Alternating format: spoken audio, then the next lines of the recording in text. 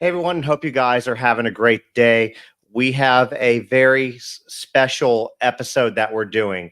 So, a lot of y'all know that on April 19th was the 25th anniversary of Columbine.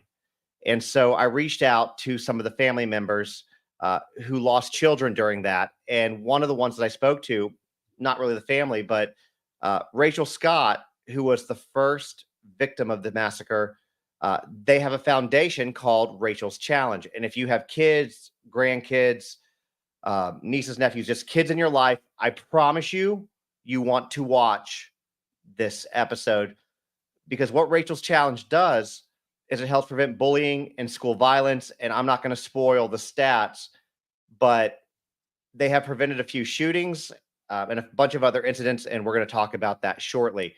I put this up there.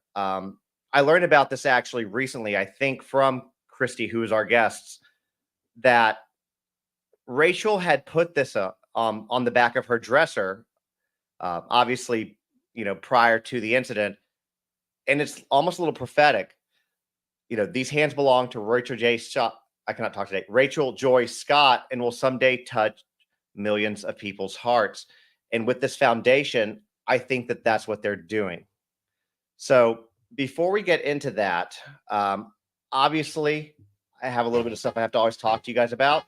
For those of y'all who don't know, I do have a podcast. A lot of these episodes end up on that podcast.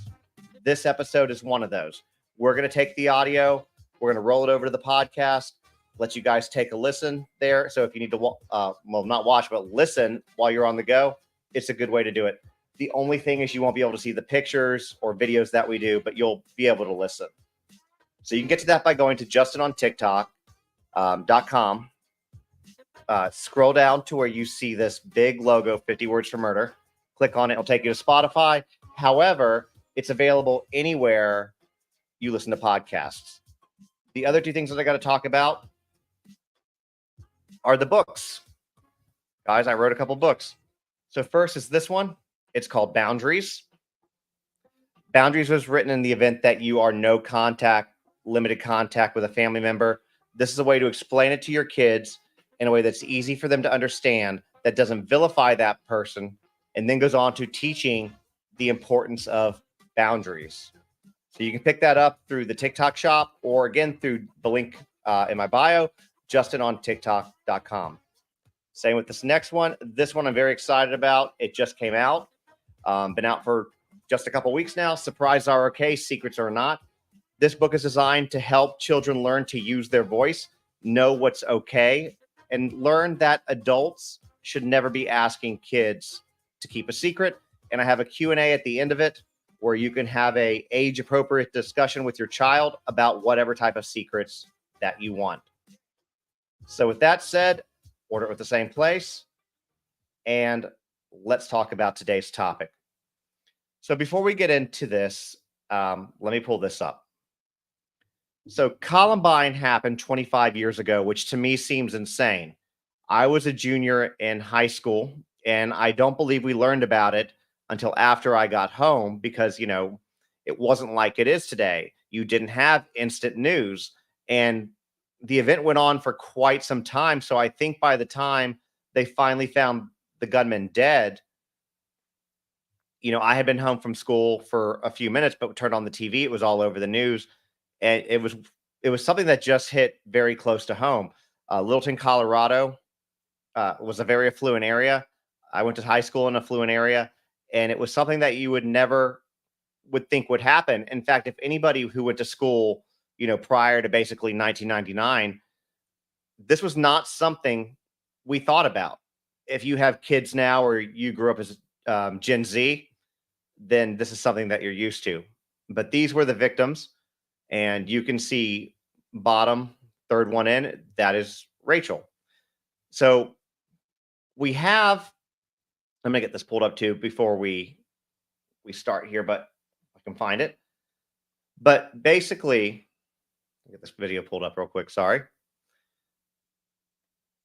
Basically, we're going to be talking with Rachel Scott's foundation. It's called Rachel's Challenge, and I had a quick intro video that was here, and I don't know where it went. So just give me 1 second to get that pulled up for y'all.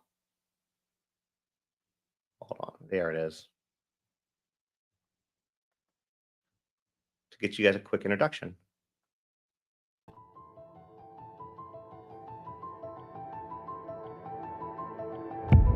On April 20th, 1999, Daryl Scott's daughter, Rachel, became the first victim of the Columbine High School tragedy. The following year, Daryl and his wife Sandy started a nonprofit organization called Rachel's Challenge. And then they met Foster and Lynn. The relationship that began that day would impact the lives of over 30 million young people through assemblies, trainings, and rallies all around the world. Their message was simple. You have worth. Your life matters. You can make a difference. In the years to come, lives would be changed and many would be saved. Hundreds of suicides have been averted every year. Students who chose not to end their own lives after participating in a Rachel's Challenge program. And at least 9 school shootings have been prevented. These tragedies could never have been stopped without the support of Foster and Lynn. Today, over 20 years later, there are thousands of people who are alive that would not be here if not for Foster's involvement. In fact, there is now an entire generation of people who wouldn't exist, the children of those whose lives were saved. Foster's own high school would become one of the model schools for Rachel's Challenge, dedicating entire walls to the handprints of students inspired to change the world, with Foster's own hand among them. Foster believed in the value of every single one of us and in our capacity to make a difference. He may not have been the person on stage giving presentations in schools, but he is every bit as responsible for changing lives. Rachel's Challenge could never have achieved such a strong impact without the help of Foster and Lynn Fries. We are proud to be a part of Foster's continuing legacy, saving lives, one heart at a time.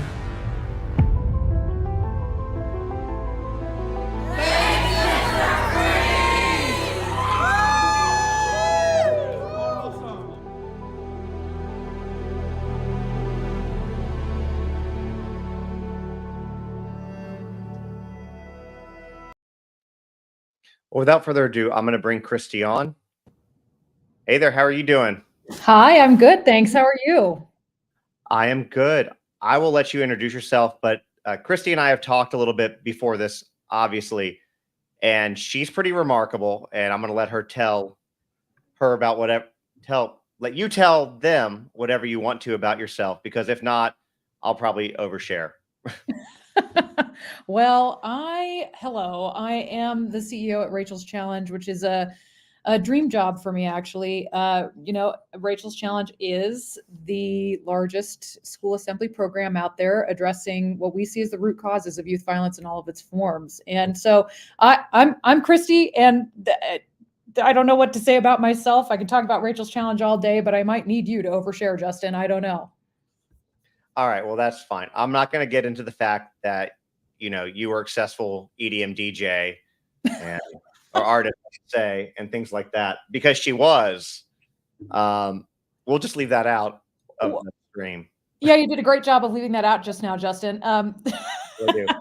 That's amazing. No, I am. I am a musician outside of this world. My artist name is Nation of One, and I've had the privilege of releasing tracks with the likes of Armin van Buuren and BT in the EDM world, which is a really fun thing that I get to do as well. But I actually started with Rachel's Challenge as a presenter, one of the people that implements our program in schools, and I've implemented it in probably about 1 million people at this point, given that I started all the way back in 2011 and had a career in parallel in tech and music, and then came in as the CEO of Rachel's Challenge in 2022.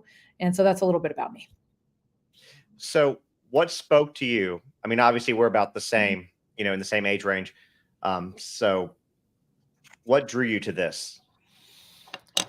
We are about the same age, and I remember coming home from school that day on the day of Columbine and watching the news footage unfold. And I remember feeling horrified, and it was a real shock that something like this could happen where we should be safe. And I remember feeling like I wanted to do something and feeling connected to what was happening. And little did I know that, many years later, I would deliver our program to that many people and be involved in an organization that was born of the tragedy of that day, let alone the CEO. So it was a big deal. And I think it was a cultural touchstone for our nation. It was not the first school shooting in the United States, but it was the worst one to that point. And it is the first one that happened since the 24-hour news cycle began. And so it was this major, massive event, and it changed everything. It changed everything about the way that schools work. It changed everything about in the cultural zeitgeist about our how we feel safe or unsafe. And it was a big deal for not just me, but for millions of people. Sorry. It did change everything because it was something that we never thought about. Yeah. The worst that we did were tornado drills, went out the hall, put your hands over your head, got on your desk for an earthquake drill. That was it. There was never active shooter drills did not exist. It was not a thing. Yeah. So before we get into what Rachel's Challenge does, let's talk a little bit about how it came about. What would you like to share, about Rachel, about the Scott family, and how this challenge kind of came about? Yeah, thanks. So Rachel's Challenge was started by the family of Rachel Scott, who was killed at Columbine. Rachel Scott was actually the first person killed at Columbine that day. She was sitting outside the front doors of the school eating lunch with a friend, Richard Castaldo. And when the two shooters approached and shot both of them, Richard lived, Rachel did not. And shortly after Rachel's death, her father, Daryl, and stepmom, Sandy, began to share Rachel's story. And when they did that, they noticed that it had this profound impact on the people that heard it. It sort of caused people to stop and ask themselves how they wanted to treat themselves and others moving forward. And from that moment now, 25 years later, I can't believe it's been 25 years, Rachel's Challenge has become the most extensive school program worldwide for creating positive school cultures, for ending school violence in all of its forms, and improving youth mental health. And that's really important for a lot of reasons. It's important because the U.S. Surgeon General declared a state of emergency in youth mental health at the end of 2021. The pandemic was really hard on young people. It's hard on all of us, to be clear, but it was really hard on young people. And that state of emergency now, this many years later, has not been lifted because things are only getting worse. And so what we do really is needed now more than ever. But Rachel Scott was, by all accounts, a normal 17-year-old when she passed. But she did keep journals. She left her family with 6 diaries in which she wrote about how she believed she could change the world through simple and small acts of kindness. And she wrote about that extensively, not only in journals, but also in a school assignment that she titled My Ethics, My Codes of Life. And in that essay, Rachel challenged her reader to start chain reactions of kindness. She said, I have this theory that if one person will go out of their way to show compassion, then it'll start a chain reaction of the same. She said, people will never know how far a little kindness can go. And so those writings of Rachel's form the basis of our school program. We go in, we tell the story, we talk about Columbine, we talk about Rachel's death, we talk about what Rachel believed, more importantly, and how they have the same power to change the world for good that Rachel Scott did. And that's a very inspiring thought to young people who are a fundamentally disempowered group. Yeah, I think that that's great. I agree with you. I think that too, one of the things you guys focus on obviously is bullying. And when we were kids, thank God, the internet, well, it existed kind of, but Yeah. not to the degree. They have no idea. The younger people have no idea what it's like to be on the internet and have somebody pick up a telephone. But, now it's at a point where you can be bullied 24/7. Yeah. When you were young in the 90s and prior to that, you could go home, and typically that was an escape, typically a sanctuary. But now, with Photoshop and now AI, it's getting even worse. I don't know if you've heard about some of the things that they're starting to do with that. Like, I would hate to be a kid these days. And I think it just adds that much more stress and gives bullies more tools to just be more cruel. And, that leads to greater school violence and self-harm. Yeah, you could not. You have that so right. It is, the young people today have the deck stacked against them in a way that we never had to experience. You said it perfectly. There's no escape. So during the pandemic, we saw all metrics for youth mental health that being in danger go up, and violence goes hand in hand with that, including bullying. So bullying behaviors such as cyberbullying, what makes sense that when they all, came out of in real life human interaction with the social distancing, they took the same behaviors that they were engaging in terms of bullying at school online, and saw this huge uptick in cyberbullying during the pandemic. And then they went back to school. And what's startling is that cyberbullying did not come back down. So now it's happening at elevated levels at school and online. And there's no escape. Imagine the mental fortitude that you have to forge your identity, which is really your only job at that age, is to connect with other people and forge your identity, with the added struggle of everybody's opinions about you constantly 24/7. And of course, you're right, with AI, we're looking at a mental health apocalypse for young people, I think. No, I think so too. And I think it's been that way for quite a while. Yes. Unfortunately. Yeah. And because they have so much more at their disposal. Yeah. That can, and when you're young, you think that some of these things that they're threatening or they get you to do, it's going to ruin your life because that's all that is your life. And you can't see toward the future to realize that none of it matters. Like, there was a situation recently I was talking with somebody about, for example, about sextortion in teens, and how so many of them end up taking their own lives. Where I was telling my wife, I was like, at my age, in my 40s, if somebody tried to do that to me, I'd be like, I don't care. Do it, share it, whatever. Nobody wants to see this. But, they don't see that at, 14, 15, 16, 17, 18, and even 18, 19. So, it's a challenge. Yeah. With age comes the gift of perspective, and they just don't have access to that. And you're exactly right. And so when we look at these problems, Rachel's challenge really addresses the root causes of all of these things. So, we're seeing an uptick in depression among young people. We've seen mental health issues double globally since the pandemic. Cyberbullying, I mentioned, increased by about 70%. And there's this massive increase in anxiety reported from young people, plus all of the bullying that they're experiencing. And about 75% of school shooting incidents, like Columbine, right, have been linked with bullying and harassment in some way. And so it's like, how do you get to the root cause of all of those issues? Well, there's been a lot of studies into preventing youth suicide.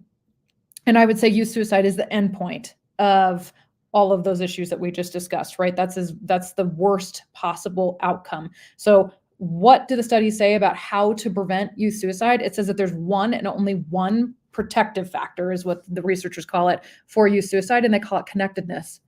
and connectedness is just human connection. So that's actually pretty simple. But when you think about social media, you think about cyberbullying, that is fundamentally an impediment to true, real, meaningful human interaction. It's kind of a faux connection in the form of dopamine hits from likes and comments and scrolling and things like that. And it provides you with an opportunity to create an identity that is outside your true self, sort of a curated identity that can be really confusing. I think not just for young people, but for all of us. I mean, Justin, you could probably speak to that more than anyone listening and me, what it's like to have a persona outside of your normal life. And so that can all be really confusing. So how do you encourage connectedness, which is the only thing that protects from youth suicide, anxiety, depression, loneliness, and bullying? And that's really the question. How do you create connectedness in a school environment, at home? And that's what Rachel's Challenge just excels at. It connects young people with each other. It connects them with healthy adults in their lives, and it connects them to their future possible selves, which I think is maybe the most important person that we need to connect young people to, is who they can be in the future that might feel more hopeful than they're feeling right now. Yeah, I could go on, but I won't. Maybe I will. You can. You have more opportunities, I promise. And you're right. I know nothing about the dopamine hit that likes and No, none at all. nothing about it. So one thing that I didn't want to spoil, partially because I didn't want to get it wrong, talk to me a little bit about, or talk to us about the stats and the impact that Rachel Challenge has had to date. Yeah, so Rachel's Challenge has been in over 20,000 schools in the past 25 years, which may sound like a lot, but it's actually only about 1% of schools. But we are still the largest school assembly program out there. At 20,000 schools, we've reached over 30 million people. We're probably in between 33 and 35 million people at this point. So that's parents, educators, and students in live programming. And as a result of that live programming, we prevent on average 150 youth suicides per year. Now, there's anecdotally more. Those are just the ones that we hear about. So these are young people that chose not to take their own lives after our program was in their school, or they heard about our program and they chose to let us know. They DM'd us, they wrote us an email, they sent us a letter, something like that. And to benchmark that number, 150 suicides annually represents about a 3% reduction in the national youth suicide rate every year from one program in less than 1% of schools. So obviously what we are so focused on is expanding our reach, getting into more schools because it saves lives. And then here's the other thing. We've prevented 9 school shootings to date. And these are only the ones that we claim. Again, anecdotally, there's more, but these 9 school shootings are verified by law enforcement. These are usually incidents where after our presenter is finished at with the program at the school, either somebody who is actively involved in planning a school shooting will come forward, or somebody who knows about a school shooting being planned comes forward, feels safe to talk about it, feels safe to get help. And reaches out for help and either prevents a school shooting from happening or chooses not to carry out a school shooting that they themselves are planning. And our 9th school shooting was just averted last month after one of our programs. I don't want to share any of the details about that because it's all still under investigation, and we're always very concerned about protecting the identity of those who were involved. But it's very humbling here within a month of the 25th anniversary of Columbine. Our program prevented yet another school shooting, and this one was in a middle school, which is just heartbreaking. You know, usually we see these prevented in high schools, but that's getting younger and younger. So that's a little bit about the impact of Rachel's Challenge. And we're a school shooting prevention program and a youth suicide prevention program. How do those two things go together? The answer to that question can be found in an uncomfortable truth, and it's just that most school shootings are a suicide first. They're a suicide in slow motion. This shooter has already made the decision to die. It's just that they're so angry or unhinged or whatever that they want to take other people out with them. And so you go a very long way toward preventing school shootings and other forms of school violence when you deeply address the root cause, which is suicide. And so that's really what Rachel's Challenge does. That was so well put. The how it's a suicide first. I've literally never thought about it that way. Yeah. Never. Yeah. Yeah, they very, very rarely have a getaway plan. It's almost always a suicide. So that really, when we say we get to the root causes, that's what we mean. There are plenty of organizations who address youth violence from many different angles, but for us, that's the foundation that we address, is that if you prevent youth suicide, you're going to prevent school shootings. So, not to go off topic real quick, because it's been a long time since I've done the research, so I might be remembering things wrong. For Columbine, their goal was not to die in the library, right? They had like a much broader and lofty plan, correct? Like they wanted to like go hijack a plane and stuff like that. Am I misremembering this? I don't know a lot about that. What I do know is that if their day had gone according to plan, many, many more lives would have been lost. I know that they had, I think, pipe bombs that they had built, that they had planned to blow up the school, and those pipe bombs, thank goodness, did not go off. And so I think their plan was to bomb the school and shoot people as they ran out, and that did not go according to plan. Yeah. Thank God. Yeah. Thank God. Yeah. Oh. And I actually just learned about that part the other day. I didn't even know that. Yeah. Yeah. Well, so how does it look like? This is just for my own edification. When you find out that a shooting was prevented, how do you trace that back to y'all's program? Yeah. Well, I'll use this most recent one as an example. What happened was the liaison that we worked with at the school, so it's an employee of the school, just let us know. They said, hey, just so you know, immediately following the program, a student came to the school administration and said that they knew about somebody that was planning a shooting. And that student provided the following details. And then they provided us with some of the details. It was a young man at the school who had a list of names of people that they wanted to kill, and a plan for how they were going to do it, the means to do it, and a date.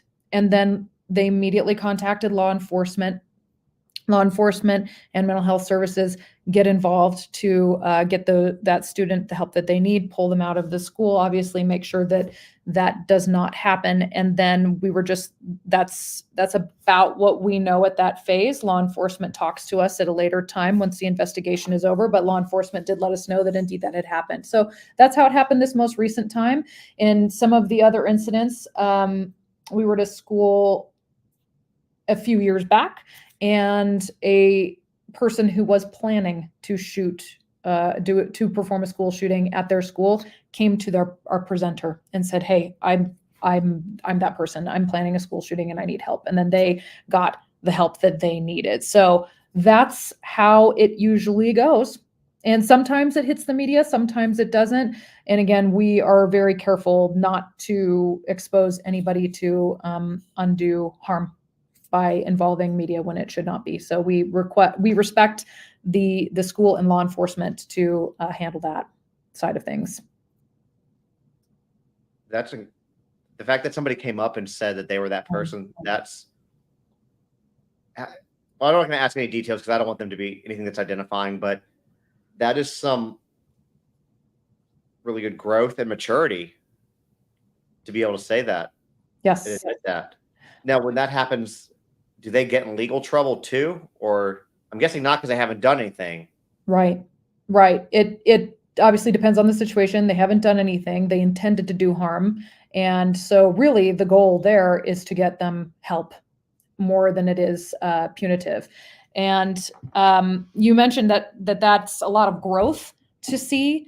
And that's the magic of Rachel's Challenge, is that person would have sat through a 1-hour program and would have had such a powerful individual transformation that they chose to come forward and get help. And that is what we see all the time with Rachel's Challenge. And that's really the power of story. We don't go into schools and say to kids, hey kids, connect with each other, because if you do, you'll be statistically significantly less likely to harm yourself or others. And oh, by the way, have hope, because it's a core feature of resilience. And that's what you need to perform better in school and to be safer and happier, right? We don't go in and say that. We tell a story and we show them a peer, somebody who's just like them, Rachel, who lived her life in a particular way, and it inspires them to want to do the same, or inspires them to have their own dreams and to have their own individual transformation. And it's incredibly important because I think young people used to learn these values in a few places. They used to learn them at home, they used to learn them in their faith communities, and they would learn them at school. But now, for far too many young people, one, two, or all of those institutions are failing them. And so they are hungry for it. And when they hear it, it rings. Truth has a ring to it. And they say, oh, I see how much power I have to better the lives of people around me through simple and small acts of kindness. Oh, I see. I am empowered. And disempowerment is very dangerous. Disempowerment is my actions don't lead to outcomes. It's a super short leap from my actions don't lead to outcomes to my actions don't have consequences. And that's where you get self-harm and violence. That's the mindset in which self-harm and violence comes from. And so if you can address empowerment, in fact, my actions do have an outcome. That's a core feature of empathy. We're talking about teaching empathy. And my actions do have consequences. That's a core feature of hope as well. So we're teaching as life skills, hope, empathy, compassion, kindness, respect, helping other people, reaching out, and sort of life hacks, i.e. kindness, and getting to work together via their 4 clubs that we create in every school that we go into, how to sort of have that resilience and how to kind of get to work together to improve not only their lives, but the lives of those around them, which is a very, very empowering thought to many young people. It's a butterfly effect. You nailed it. Rachel said it's a chain reaction. That's right. It's a chain reaction of kindness and compassion. So what makes Rachel's Challenge different from other programs that are similar to this in nature? Ooh, great question. So Rachel's Challenge is unique in a couple of really important ways. First, we are a totally non-political, non-religious nonprofit, which is actually fairly unique in the nonprofit world. And we address the root causes, which I know I've spoken to here a little bit, but if youth suicide and school shootings and other forms of violence all have a similar root cause, we are focused on that root cause and pretty hyper-focused on that. We don't, again, go into politics or anything like that. So that's one way we're unique. Another way that we are unique is that our approach is entirely positive. While we are a very effective anti-bullying, anti-school shooting, anti-youth suicide program, we're not anti anyone or anything in our approach. And that is actually a core differentiator between us and many other programs who are anti-bullying programs. And there's a lot of good to be said for sort of a see something, say something tactical approach to school safety. And you have to be very careful that surveillance does not become your culture in your school or in our country, right? And so Rachel's Challenge is about building a culture of kindness and compassion as opposed to a culture of surveillance. And I think that that's a pretty core differentiator between us and some other programs in the space who also do very good work, but it's a difference. So with that said, you guys are doing some pretty amazing works. Obviously, I want to show a picture real quick because I haven't had a chance to do this. I've been listening to you. So here's some of kind of yes. I stole a select few things from what you sent me, but That's great. Do you want me to tell the folks what this is? Yeah, tell them what it is. So in every school that we go to, we give about an hour-long keynote. Every student in the school gets to see it. It's age appropriate. We've got programming that's different for elementary than it is for middle schools and high schools, right? And in that programming, we give students 5 challenges to better themselves and others. And they're things like looking for the best in others to eliminate prejudice, dreaming big, writing down goals and keeping a journal that obviously speaks to that future possible self that we want to connect them with.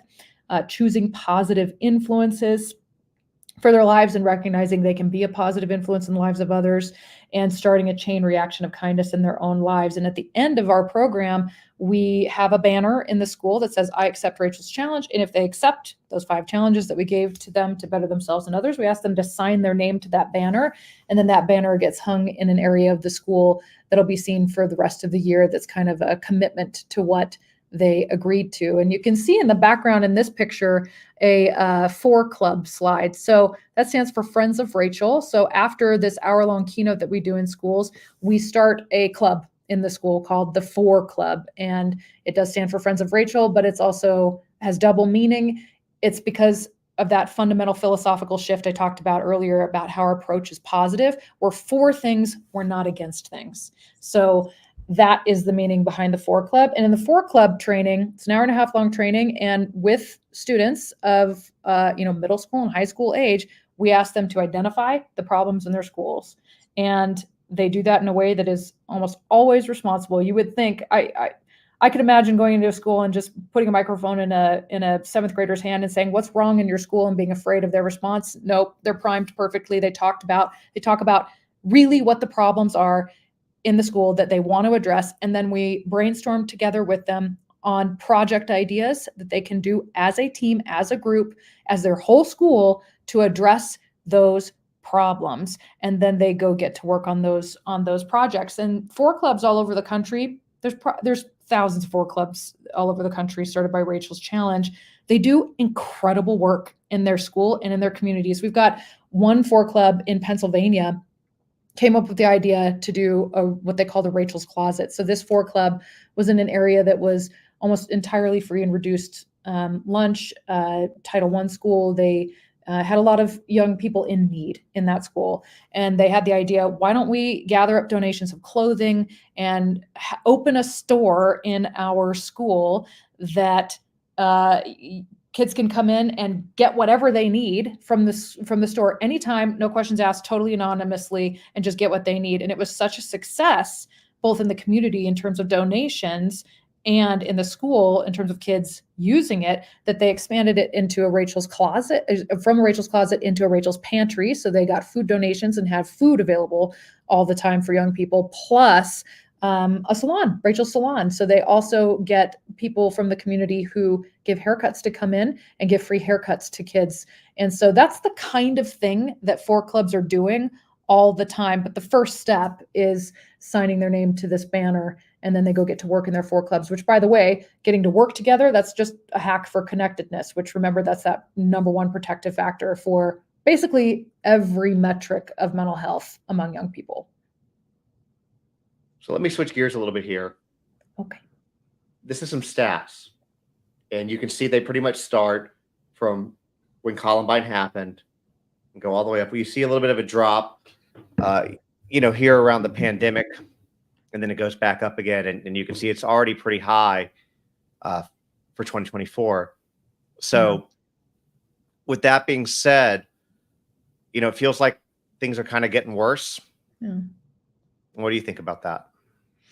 It does feel like things are getting worse. And every time there's a school shooting or there's a tragedy, we all ask ourselves, how did this happen? And why is it still happening? And what can we do to stop it? And honestly, I think our country gets into a bit of a quagmire where we are, fighting and yelling for solutions and things aren't getting done. And so instead of, arguing with each other about what we should do, agreeing that there's a common root cause and addressing that seems like we are, instead of treating the symptoms, we're curing the disease, right? And so when we see this and it feels like things are getting worse, the other thing that I would like to point out is that we don't hear about the things that don't happen. We hear about in the media, you would think that, well, let me say it this way. Far, far, far, far too many people have been involved in gun violence in this country. Far too many people have been involved in school shootings. Something like 300,000 people, 350,000 people have been exposed to a school shooting since Columbine. It's ridiculous. And 400 people have died from gun violence in schools since Columbine. 400 people is way too many, and I bet it's fewer than you would have thought, given the attention on this issue, which is why I think it's important to focus on those root causes, because we're losing 7,000 young people every year in this country to suicide. 7,000 children are dying every year in this country, and we're not talking about it. And so that's what I mean when we say we got to get to the root causes. And are things getting worse? It does seem that way. And we don't hear about the things that don't happen, like the 9 school shootings that Rachel's Challenge has prevented, like the 3% reduction on the national youth suicide rate. that that our program is preventing, and many other great organizations are preventing as well. So I think there could be some issues around perception and the media, and how we are really hyper focused on the negative, and we don't get to hear about the things that don't happen and the good things that do happen as much as we maybe could. Yeah, I'm sorry. Make you the same size as me here. Hold on. There we go. Uh, so there's been a lot of people in the comments. I don't know if you can read the comments. No, There's where can I read the comments? If you scroll over to the right, it says Aha, comments. they're there. Oh, okay. Several people are asking questions like this one. I can throw them up too. Rachel's challenge. She needs to come to Iowa, go through all the counties. There's another one I want to really point up. I have a grandson. He's 12, being bullied at Fort Irwin. He's had a very tragic life. The principal is letting him down. Wish this would go through Fort Irwin Jordan High. Many are getting bullied there. So with that said, how does one get Rachel's challenge into their school or their children's school or grandchildren's school? Well, you can head over to our website, rachelschallenge.org. There you can learn how to bring Rachel's Challenge to a school near you. There's a form called Book an Event, and those I see all of those. My team sees all of those, and we'll get in touch with you within 24 hours to talk about how to bring Rachel's Challenge to a school near you. We actually don't call schools and say, hey, we need to come in. We rely on the schools saying, we want Rachel's Challenge in as part of our Tier 1 intervention, MTSS support plan, as part of our behavioral change plan, as part of our anti-bullying efforts that are all mandated by most states. Most schools are required to have programming like ours, and many of them have anti-bullying programming in place. And Rachel's Challenge is it is always a very good addition to that programming. Our program, unfortunately, is not free. So for the last 25 years, we have worked so hard to keep the cost of our programs low. Right now, we do charge below our cost and have been able to do that for a long time. But demand has gone up for our program. It's needed now more than ever.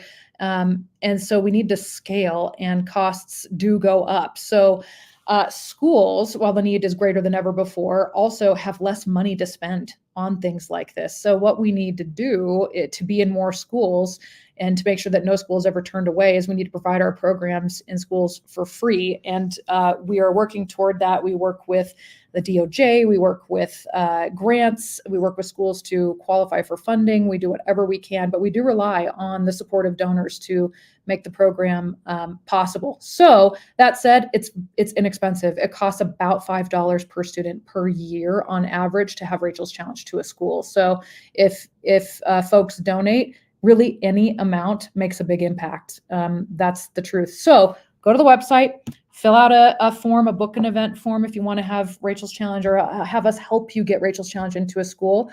The people who make the decisions about what programming to bring into schools are the principals. So they're the administrative staff in each school, and also the superintendents in the school district. So if you would like to help us get in touch with a principal or a superintendent, the word of a grandparent or a parent saying, my kid, my grandchild, my kid really needs something like this. This would benefit our community. We really have a lot of good luck getting into schools with that as the first step. So we invite you to be a liaison with us to help us come into your school. And if you want to donate, that's also very, very helpful. We're very grateful. And we, again, like I said, we're always in grant writing. We're helping schools access funding that is owed to them. They just sometimes don't know how to access it. So we work on that level as well. And for anybody who's wondering where to go, you can see the banner scrolling across the bottom. If you're listening to this on a podcast later, it's www.rachelschallenge.org to donate and to request. Now, it just seems to me that $5 a student is very reasonable. Yeah. And I'm kind of wondering if you have a teacher or a parent member of the PTA, PTO, Like, could it be something that they bring up? Hey, let's get a form in. Let's Yeah. get parents to donate this $5. Is that typically how sometimes this goes? Or Communities do this in various ways. So school board members, PTA often has funding of their own, or the school board every year. This actually now is when schools are setting their budget for the next year, and schools do have budget for programming like this. So it's just getting in touch with them and saying, hey, let's include Rachel's Challenge as part of our tier 1 intervention, which is what we are. Schools are required to have different interventions in most states, and Rachel's Challenge is that. So yes, sometimes schools just have the funds. There was a lot of Bipartisan Safer Communities Act funding that was released in the past year, and many schools have brought us in using that funding, and many schools of the listeners today will have that funding available and just haven't allocated it yet. And so it's just a matter of suggesting it and getting it into the plan. PTAs run fundraisers, local businesses give to the school to bring it in. And of course, we help with writing grants and things like that. So yeah, it's complex. It's different for every situation, but if you get in touch with us, we'll create a plan and we'll get after it together. That's awesome. Do you ever get pushback from the schools when you guys reach out to them? Because you eventually, I know that the parents or teachers or somebody, reaches out to you because you guys don't reach out to the schools. And once you get in contact with the schools, do they ever give you pushback, or how does that typically go? Yeah, typically we're invited into every school that we're in by the school themselves. So the schools that we are in want to have us in, and we don't get much pushback at all. If a program is widely disseminated as we are, and you would know, Justin, with millions of followers across channels, that we get very little pushback, because we're talking about kindness and compassion. That's it. There's not who's against kindness and compassion. So yeah. And how could you tell Rachel's family no? Because if you're in education, you know about this event. There's no way you don't. Yeah. I think at worst, schools have just very extensive plans already in place, and just having Rachel's Challenge dovetail into those plans. That's about the hardest part of it, is just building it on in to the plan. Now, is it in person? Do y'all fly in? Is it virtual? Both? Yep. So we do have a digital program, but remember that the preventative factor is connectedness, and having somebody live in a school we find is so effective. And so for 25 years, our model has been, we send a presenter live into a school. I'll give you an example of what a day in a middle school or a high school looks like. Presenter gives an hour-long keynote. This is the one that has people, deciding not to carry on a school shooting. So it's a very powerful presentation. And we do as many of those keynotes as is needed in the school that day to have everybody in the school hear it. So, in very large schools, that might be 2 or 3 of those keynotes. Then we do an hour-long Friends of Rachel Club training for 100 students. We encourage the school to just let kids sign up for that, because they can pre-select, and often they have to, just for logistics. But you want to allow young people who you wouldn't necessarily have trusted to be out of class and in a training like that for the right reasons. You want to allow those folks to have some change, decide they want to be a part of the program if they truly want to be. So we usually advise schools to just let kids sign up for the 4 club training. We can accommodate 100 students in that training.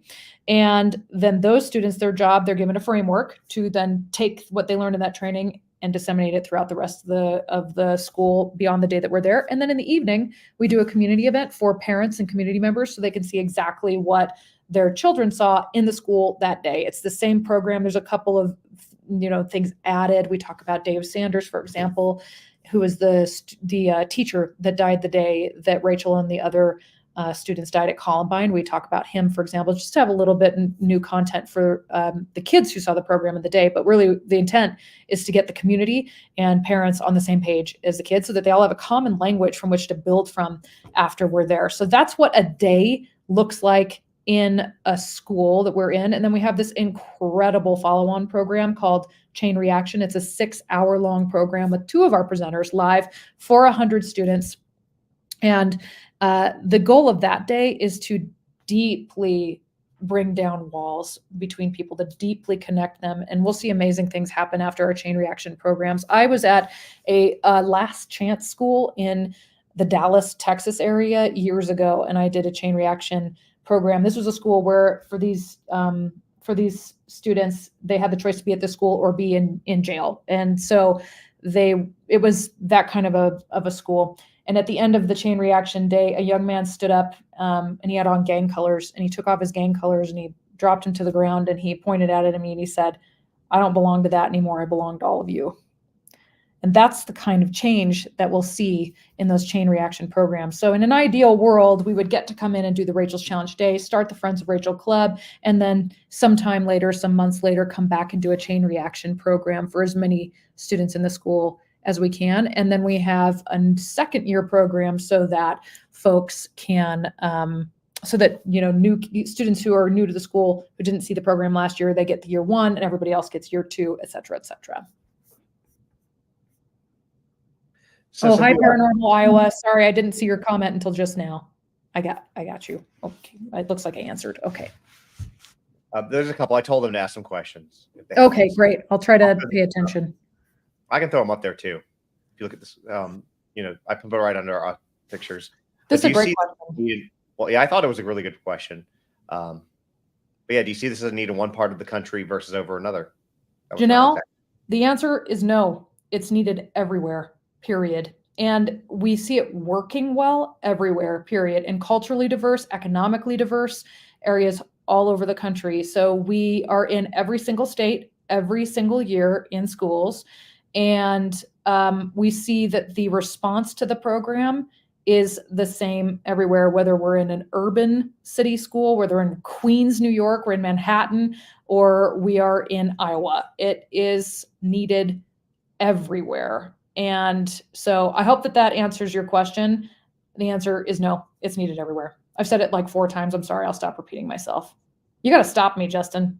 No, you're good. I know. You're good. You're a good presenter. Somebody even said that up here at some point before you found the comments. Oh, thank you. Thank you for saying that. Kind of a good one. Have you guys ever done it at a military-based school? Yeah, great question. Yes, we have. And in fact, we've done them in military-based schools outside of the country. We aren't just in the United States. We're primarily in the United States. We also present all over Mexico. We've been in Bermuda, and I'm trying to remember what military base we were in, but it was overseas. So yes, we do. That's a perfect segue into this question. We know it's not a free event. You answered that already. Would y'all go to Canada? Absolutely. Yes. And does that look any different for them to request, or do they just still email you the same way? Still email us the exact same way. We work in Canada all the time.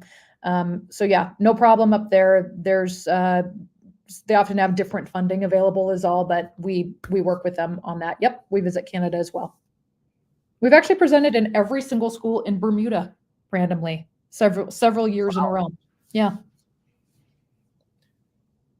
Have you ever seen a need for this in a college? Yes, absolutely. We presented at USC this year. There was a nice news article about it that just came out a couple of weeks ago. We present in colleges in various scenarios. So we'll do keynotes for student body. We'll do keynotes.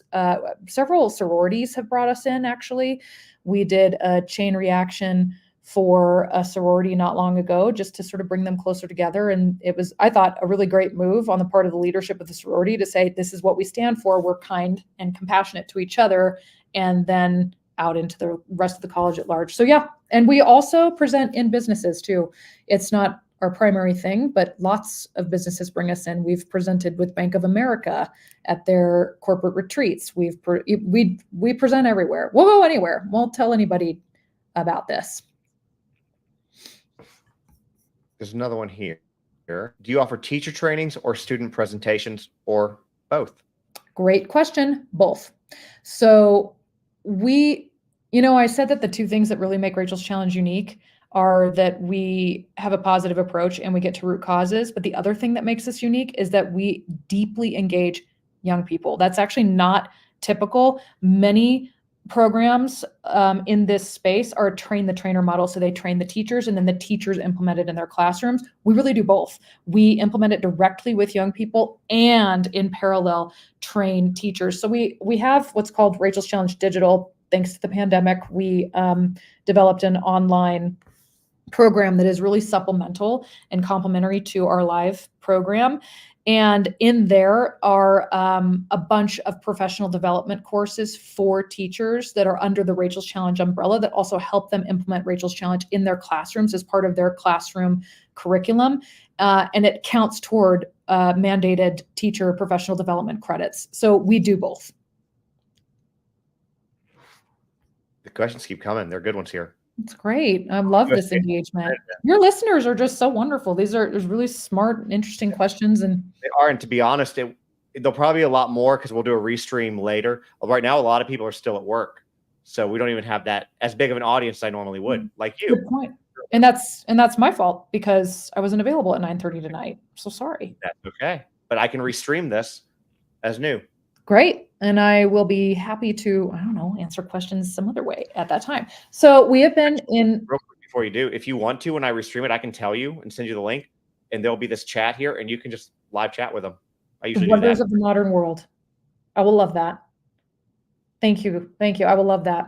So Chris Ann, we have been in all 50 states. And have been for many, many years. And we're in all 50 states every year. I think during the pandemic that got wonky because schools were closed down. But we are in and have been in all 50 states. Paranormal Iowa has some really good questions. Yeah. This is another one. If we could get the community as a whole, would you be able to do like an open forum program for students and parents to attend together? It's an interesting thought. Yeah, it's an interesting thought. Really, this is kind of the framework that we already have in that, I see, you probably have multiple schools in a community. And so rather than going to multiple schools within the community, can you get everybody in one form? Yes, we have done this before. In the past, what this has looked like is like one massive event in an arena or something that takes care of anybody who wants to be there can be there. There's enough seats in attendance and we present the program that way. What would be lacking in that forum would be creating a Friends of Rachel Club in each school that we're in, because we wouldn't be able to do those trainings because we're not in the school. We're doing it as a community, but we could figure that out. So yes. So somebody said this, and I'm going to point this out, and you probably don't know what they're talking about, but I'll explain. First of all, I was already thinking about this. So Dan Catullo is like my new best friend. I love this guy. He is a Hollywood director, producer, writer, and his main job, like he worked with Godsmack a lot, but he's doing something with Frampton right now. He's doing something with Alice Cooper, Johnny Depp, Joe Perry for the Hollywood Vampires. But his side, yeah, I know. That's actually how we became friends. So this picture right here was taken by my friend Kyler, who is Alice Cooper's personal assistant. We were in high school together. And so when I met Dan, he was talking about the Hollywood Vampires, like, oh, my friend Kyler. And he's like, oh, and that's been ever since. But one thing that Dan has kind of brought me in on, he was down here in Nashville during Riley's strain because it was fraternity related, is he does a lot of stuff with fraternity and fraternity deaths and the cover-ups and the things that happens with that. And so one of the people who I was already thinking about outside of Daniel is maybe putting you in touch with a gentleman by the name of Eric Oakes. His son Adam was basically hazed to death. Yeah. His son Adam was picked out of the crowd because he was larger. He was bullied. They brought him over 40 ounces of hard liquor and forced him to drink all of it. And while he lay on the floor dying, they danced and partied over him. And so I know it's terrible. And so they created the Love Like Adam Foundation to kind of help with this. They've done things to pass laws and all sorts of stuff like that. And I kind of feel, and he might even be in the chat because I told him about it. I was like, you might want to listen to this. But I feel like there could be an interesting collaboration there for you guys. I think you're right. I think you're right. First, let me just say this, Dan is your new best friend and your favorite. My goal is to be your new best friend and your favorite. So Dan and I are in competition, but I guess we'll let Dan be your new best friend and your favorite. It's fine. I'll take the advice of my daughter. My best friend can change on the daily basis. I'm just kidding. 4.5-year-old. Well, yes, there's a lot of wisdom in a 4.5-year-old. I won't deny it. But so interestingly, I was just interviewed for a documentary on hazing, because hazing is a form of bullying. And of course, Rachel's Challenge at its core addresses bullying deeply. And so there's absolutely a parallel there. And it sounds like we should be in touch. Yeah, I would agree. So Dan, and I can send you some of this.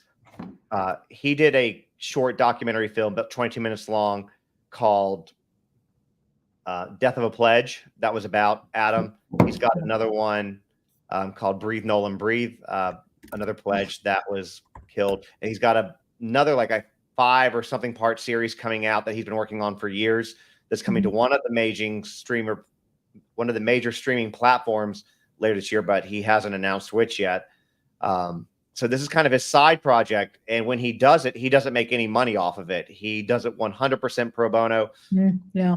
Go back to foundations or families or education for the schools. Amazing. So amazing. So these are people that we need to get you in touch with. Yeah, I would appreciate that. Thank you. And I would also just say that, folks like Daryl Scott and the Scott family, folks like you're just talking about, who lose a child in a horrible way. It's really the worst thing that can happen to you as a parent. And then they do something beautiful with it. They make a difference. They raise awareness. They, change the world for the better. How amazing is that? It's really a message of hope and resilience that every single one of us has the power to take the worst things that happen to us in our lives and turn it into good for ourselves and others if we let it. And really, isn't that the name of the game? So I just have so much admiration for folks like you're just mentioning, and for, of course, Daryl Scott, our founder at Rachel's Challenge, and his family. It's amazing what people do. I agree. Some of these families, how they rise through the ashes with this. Yeah. Daryl Scott's family's one. Adam Oaks' family is another. Joe Petito, Gabby Petito's family. Yeah. And I don't know if there's a connection there, but I know him also, and I'm not name dropping. I'm just saying we can make that connection. Yeah. And so it's amazing what they're able to do out of horrific tragedies. Yeah, absolutely. Outside of people being able to donate, which you can do by reading that link down there, what else can people do to help? Yeah, well, things like you're just talking about right now, these sorts of connections are very helpful this year.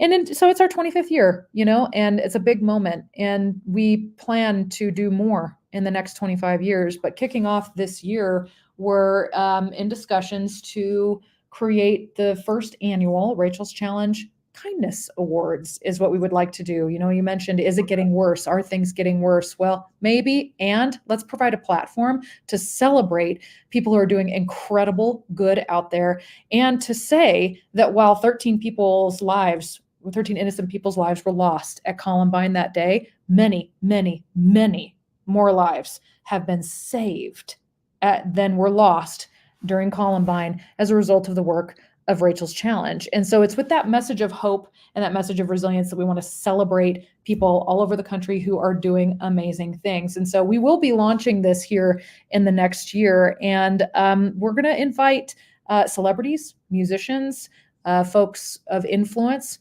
to give these awards to the people who win them, which is just such a cool project. We'll have a broadcaster.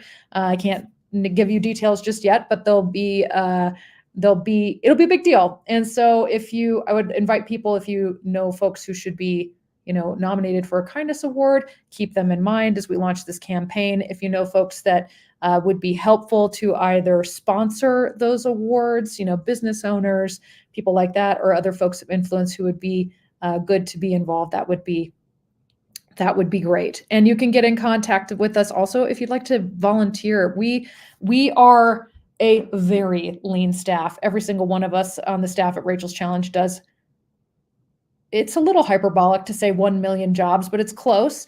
And so we are always looking for skilled people who can write, who are great at video editing, who are awesome in the social media space. Thank you, Justin, for having us on your show, for example, to work with us and volunteer with us. And there's always something to do at Rachel's Challenge. So donate, partner with us, work with us to get into schools, and or volunteer time, skills, and talent. All of those are options for folks.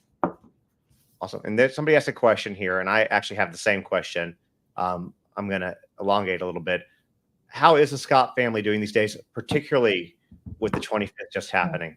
Yeah. Dina, I really appreciate that you asked this question. They're doing as well as you possibly can be, I think, under these circumstances. Rachel Scott's brother, Mike, is just outside my door here. He works with Rachel's Challenge, is our e-commerce manager and our product and logistics manager. And I was just asking him how it went, this weekend. And he was like, it was good. It was good to remember Rachel and to remember the other victims. And it's, the whole Columbine community is really focused on creating kindness and compassion and focused on forgiveness as a way to move through sorrow, for lack of a better word. So I'd say they're all that way. Daryl Scott, Rachel's dad, he's an amazing human being. I have just deep, deep respect for him and his wife, Sandy, Rachel's stepmother, who are the founders of Rachel's Challenge.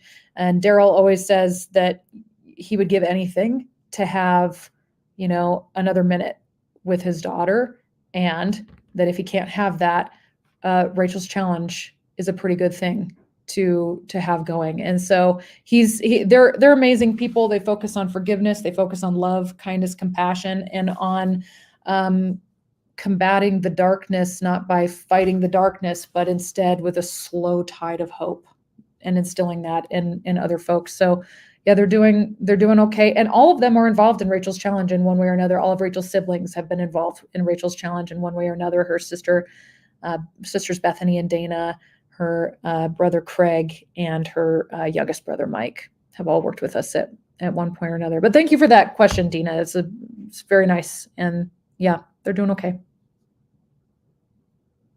So what have I not asked you that I should have, if anything? Oh, that's a great question. I don't know what I don't know. Are there questions that people have? I feel like you did a really good job, Justin. I try. Thank you. Well, you're you for a reason, right? This is why you have many, many followers.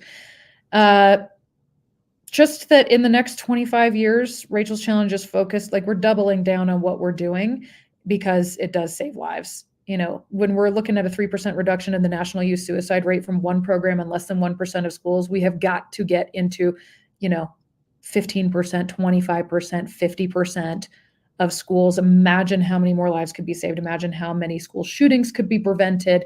And so we're hyper focused on increasing that reach, increasing awareness for what we do, and increasing funds that ultimately we can offer our programs at no cost. That is the goal. And again, we're focused this year on our Kindness Awards that we're going to be launching here with a national broadcaster. And I'm so excited to have all these new friends who are aware of what we do now. Do we ever have I'm just reading S's question. Oh, this is an awesome question. Do we ever have people who were a part of a Rachel's Challenge program who grew up and come work with us? This is something that we hear about all the time, and we call them our alumni. We hear from people all the time who were hugely impacted by a Rachel's Challenge program, and it changed the trajectory of their lives. And in fact, we just got a webmail. Somebody wrote into our website and said, "Hey, Rachel's Challenge, I was a part of this program when I was in middle school, and now I'm a graduate student, and I am getting my degree in social work, and that's what I want to do with my life. And it was because Rachel's Challenge came to my school and changed the trajectory of my life," right? We hear that all the time. And so do we have them come work with Rachel's Challenge? Yes.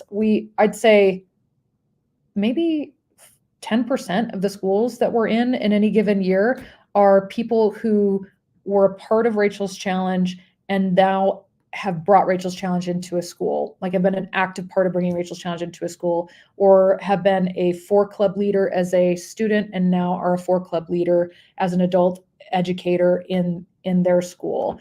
And we would love to have more folks working with Rachel's Challenge. We have more work and more opportunity than we have people to take advantage of it all. And so we get people all the time reaching out and saying, hey, what can I do to help? And then we create a plan based on their skill set, and they work with us all the time. Oh, that's so cool. Yeah.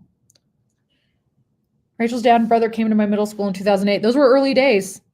You know, that was within the first decade of Rachel's Challenge in its existence. That's so cool that you remember that. Thank you for sharing. That is really cool. Socials. How do people follow Rachel's Challenge? This cup is ridiculous. It's a giant blue cup, and I just realized that it's on camera. If folks want to follow Rachel's Challenge on, just search Rachel's Challenge on any channel. We're on Facebook, Instagram. We focus mostly on those 2 channels, but on X as well, LinkedIn as well, and search Rachel's Challenge. Because of character limits, it's Rachel's Challenge without the E on Instagram. We did not purposefully spell our name wrong. There was a character limit issue. So Rachel's Challenge on socials looks like this. You need to do TikTok, right? What's that? You know that you need to do TikTok, right? Justin, would you like to come volunteer with Rachel's Challenge and launch our TikTok channel?